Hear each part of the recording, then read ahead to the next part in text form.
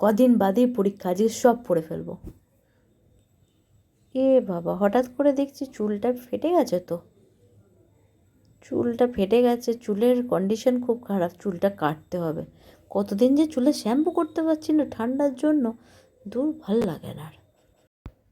আবার একটু পরে পড়বো, দেখি ফোনটা, একটু ফোন দেখে নিই, একটু রিলস দেখে নিই।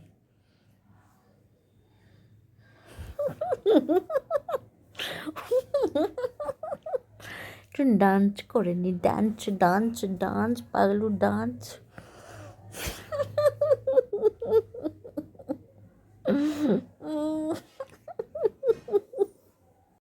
এ বাবা, দুটোই রিলস দেখতে আরম্ভ করলাম, 5টা বেজে গেল। এ বাবা, আমার তো খিদে পাচ্ছে, খালি পেটে কি পড়া যায়?